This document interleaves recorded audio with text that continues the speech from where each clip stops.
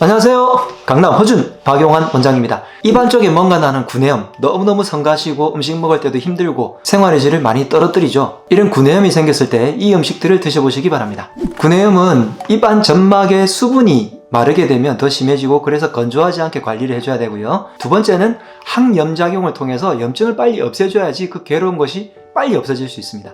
세 번째는 무엇보다 가장 중요한 것이 구내염이 생기는 근본적인 원인이 면역의 문제잖아요. 그래서 영양 균형을 맞춰줘야 됩니다. 이 세 가지를 키포인트 삼아서 각각 어떤 것을 잘 먹으면 될지 알아보도록 하겠습니다. 첫 번째는 수분 공급인데요. 수분 공급은 뭘로 하면 가장 빠를까요? 당연히 물이죠. 물을 자꾸 이렇게 머금고 있는 것만으로도 구내염이 있을 때 그 통증이 조금 줄어들거든요. 그래서 물을 자주 이렇게 조금씩 해서 촉촉하게 적셔 놓는 것이 구내염 환자분들께 도움이 됩니다. 그렇다고 해서 물을 계속해서 머금을 수는 없기 때문에 항염증 작용이 있으면서 수분도 공급해주는 것들을 같이 해주면 좋은데, 두 번째 항염증 작용을 하는 아주 좋은 것 중에 하나가 바로 꿀입니다.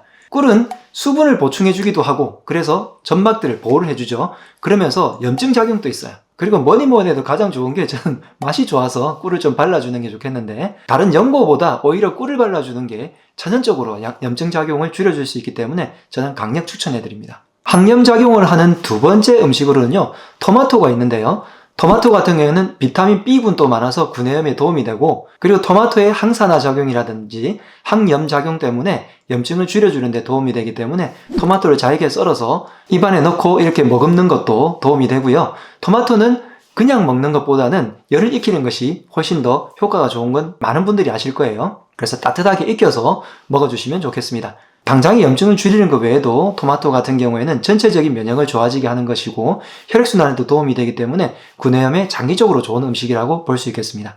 세 번째 음식은 가지인데요. 가지 같은 경우에는 성질이 조금 찬 편이죠. 그렇다고 해서 너무 찬 것이 아니라 약간 시원한 쪽에 속하기 때문에 내 체질이 조금 찬 체질을 하더라도 드셔도 아무 상관이 없고요. 특히 구내염 같은 경우에는 몸이 냉해서 염증이 위로 올라오는 분들이 상당히 많습니다. 그래서 위쪽에 있는 열이라도 식혀주기 위해서는 이런 약간 시원한 성질의 음식들을 먹어주시는 것도 도움이 됩니다. 가지는 동서양을 막론하고 구내염일 때 아주 추천하는 음식으로 되어 있는데요.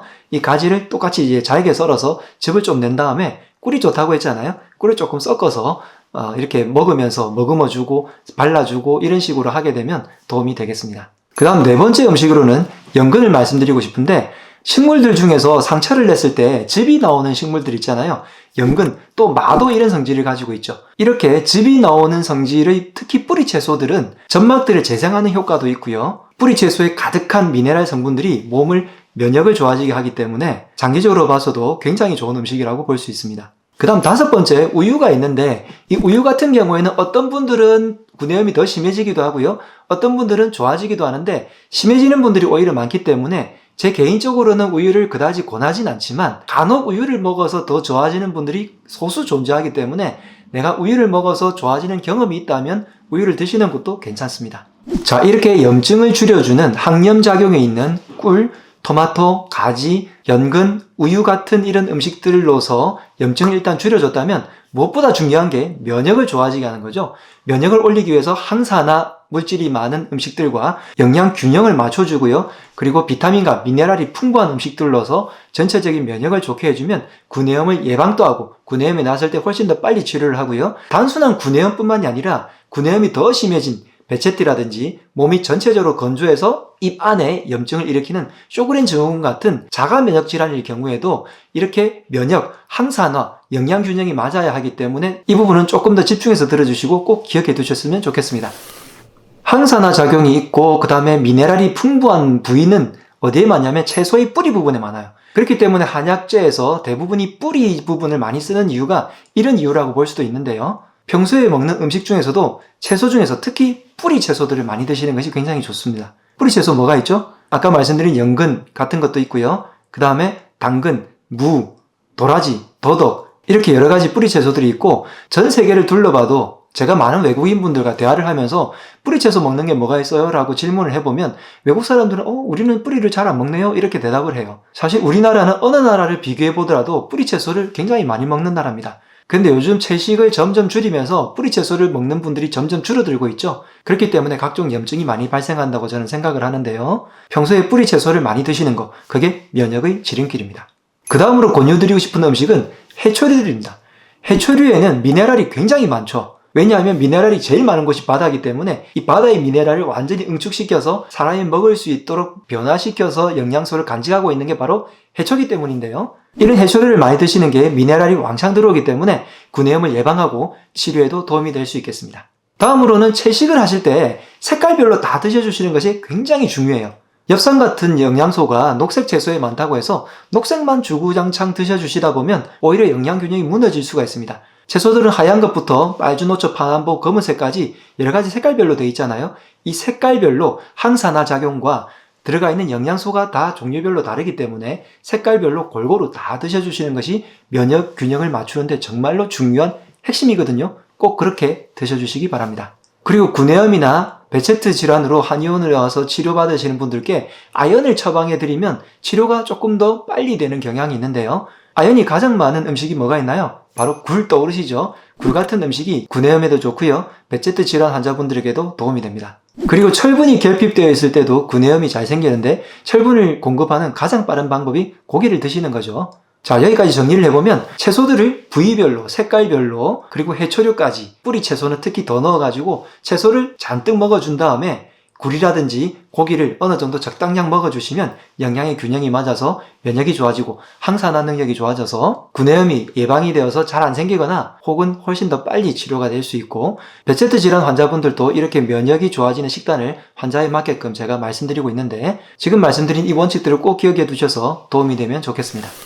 자, 무엇보다 먹어야 될 음식들도 있지만 안 먹어야 될 음식이 너무너무 중요하죠. 드시면 안 좋은 음식까지 한번 정리하고 넘어가 볼게요. 맵고 짜고 자극적인 음식이 안 좋다는 것은 누구나 다 아실 거고요. 구내염이 막상 있으신 분들은 이걸 못 드실 거예요. 굳이 언급을 안 해도 아마 안 드실 것 같고요. 그 다음으로 가급적 줄여주셔야 될 음식이 설탕과 과당입니다. 당분은 우리 몸에서 당연히 필요한 필수 영양소인데 설탕도 적절하게 먹어줄 수밖에 없죠. 그렇지만 너무 지나치게 많은 설탕을 먹거나 특히 과당은 안 드시는 게 좋습니다. 우리 몸의 면역을 너무 많이 무너뜨리거든요.